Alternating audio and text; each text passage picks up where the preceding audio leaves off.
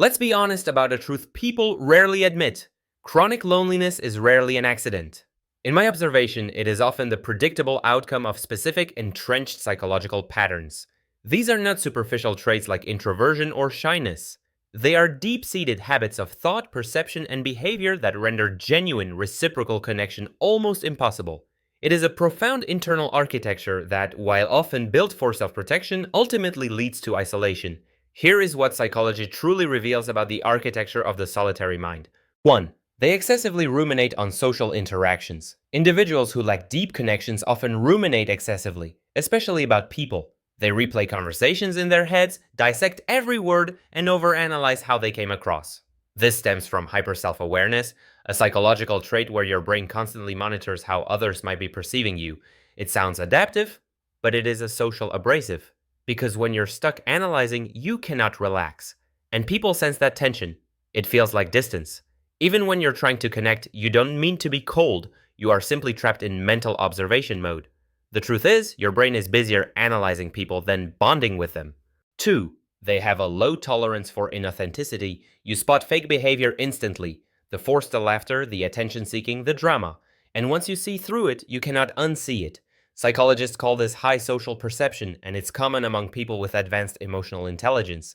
But here lies the paradoxical downside. When you see the truth behind people's behavior, you stop playing along. You don't fake interest, you don't flatter, you don't pretend to be impressed. And in a world built on small talk and surface-level validation, that uncompromising authenticity isolates you. You aren't rude, you are real. But that realness makes people uncomfortable. They mistake your silence for arrogance, your independence for pride. In essence, you are breaking the unwritten social contract. Society functions on a degree of polite fiction, but these individuals cannot participate. They become the mirror reflecting the artifice, and the group instinctively rejects the mirror. 3. They are too emotionally self-sufficient. Most friendships are built on small dependencies, shared emotions, and mutual reassurance.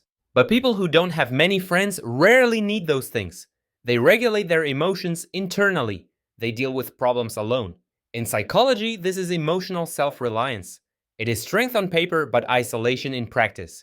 Because human connection thrives on mutual vulnerability. Friendship is not a service, it is a reciprocal exchange. When one person handles everything internally, they disrupt this exchange. They create an emotional imbalance, placing the other person in the role of a permanent audience, not a partner.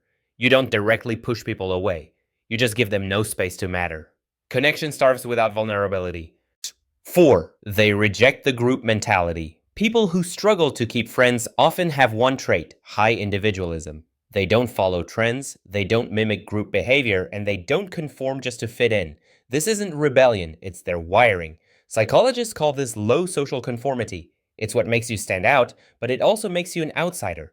You think independently, speak bluntly, and question social rules that everyone else blindly accepts. That might earn quiet respect, but not closeness. Because people bond over sameness, not difference. When everyone laughs, you're analyzing the joke. When everyone agrees, you're asking why. And when everyone follows, you quietly step back. That distance keeps you honest, but it also keeps you alone.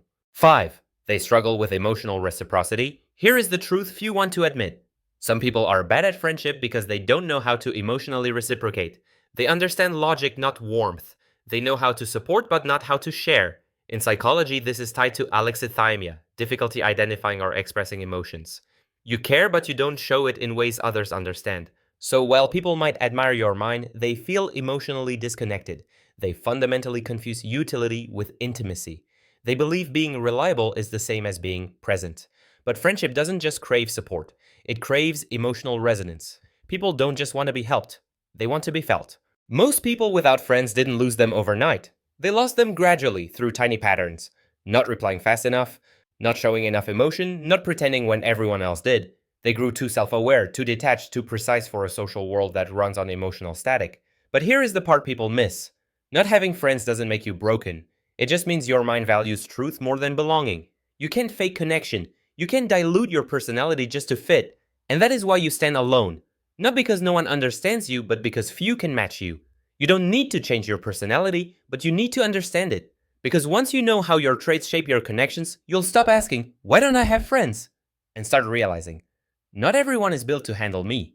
If you want to understand how your mind actually works, not the sugar-coated version, subscribe.